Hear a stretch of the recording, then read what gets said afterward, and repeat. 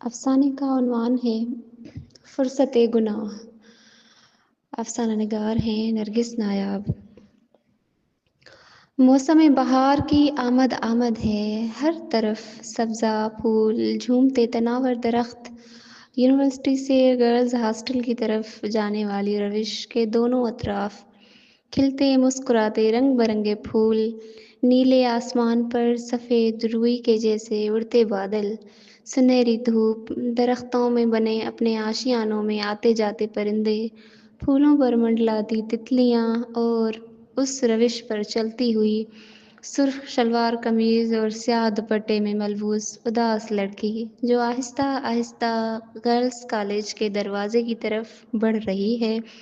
موٹا سا قد، گدرایا ہوا جسم، بھورے مائل بال کیچر میں مقید، دو چار آوارہ لٹیں ہوا کے میٹھے گیت پر رقصاں، آنکھوں میں کچھ نمی سی، سرخ ہونٹوں پر قفل، ایک ہاتھ میں سیاہ پرس لٹکا ہوا، دوسرے میں چند کتابیں، یقیناً صبح کے اس وقت کلاس بنک کر کے لوٹی ہے۔ تالا کھلنے کی مخصوص آواز سے دروازہ کھل جاتا ہے اور کمرے کی مخصوص سیلن کی بو اس کا استقبال کرتی ہے۔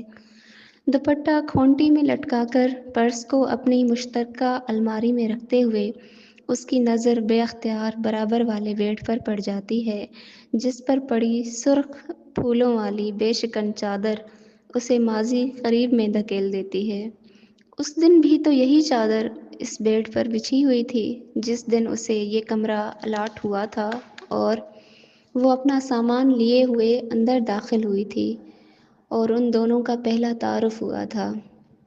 اوپر والی ونگ کے اس کونے والے کمرے میں 3 سنگل بیڈ، 2 اسٹڈی ٹیبلز اور 2 الماریاں رکھی ہوئی ہیں۔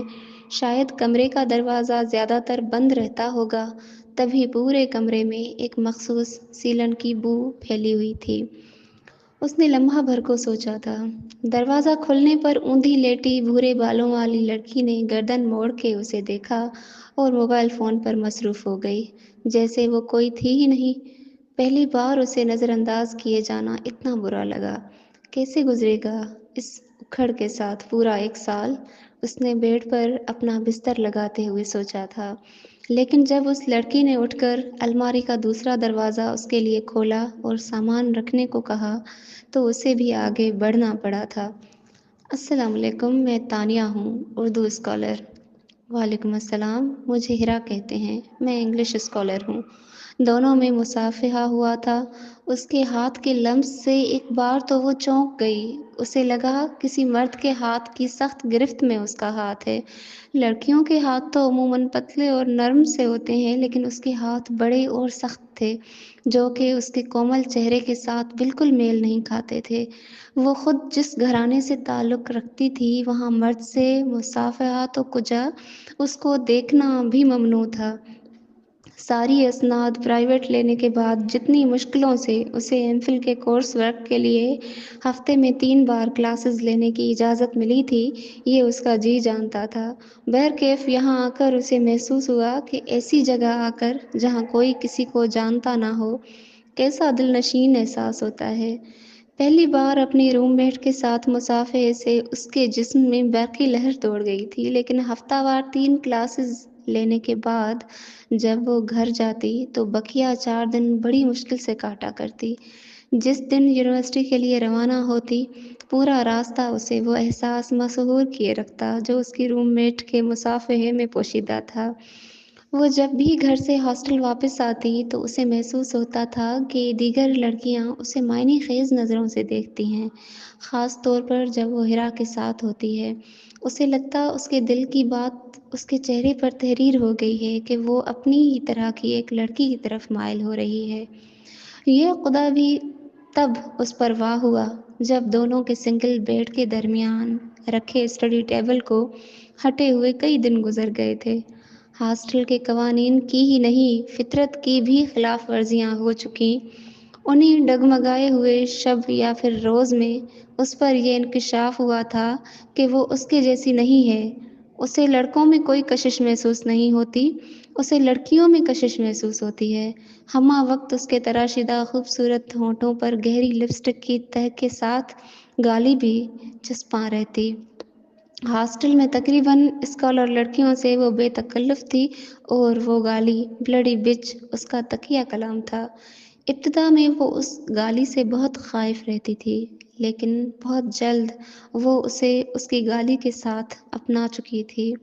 جب اسے لڑکیوں کی معنی خیز نظروں کا مفہوم سمجھ میں آنے لگا، تب تک وہ اس نشے کی عادی ہو چکی تھی۔ اسکالر لڑکیاں قدرے سنجیدہ اور چھپی رستم ہوتی ہیں، بظاہر کچھ ہوتی ہیں، نظر کچھ اور آتی ہیں۔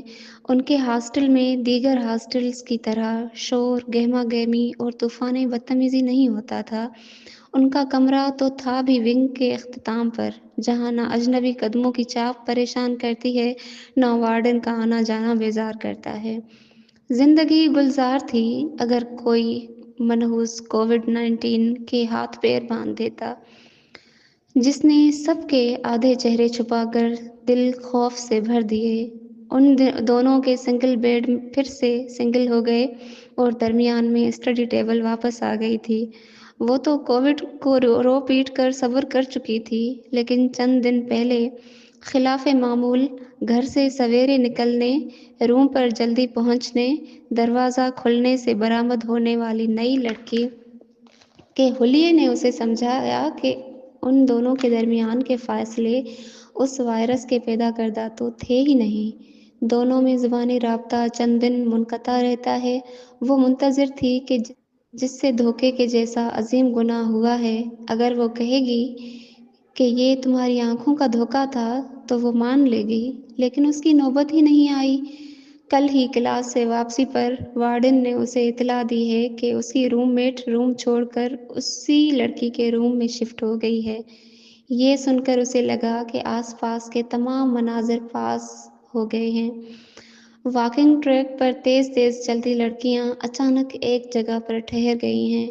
لان کی گھاس پر بیٹھی لطف اندوز ہوتی لڑکیوں کے ہاتھوں میں موجود مگ فضا میں معلق ہیں۔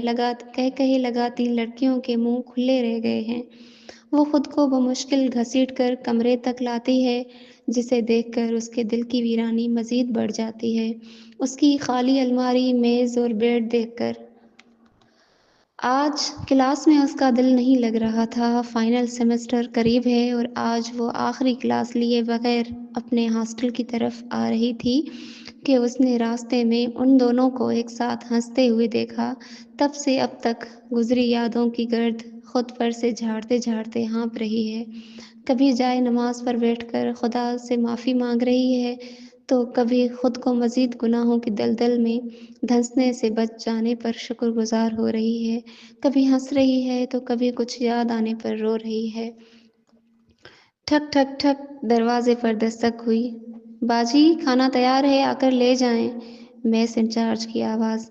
تھوڑی دیر بعد وہ کینٹین پر کھانا لینے جاتی ہے تو پھر سے وہ دونوں اس کے قریب سے گزرنے لگتی ہیں اور بلا ارادہ اس کے منہ سے نکل جاتا ہے، بلڈی بچ۔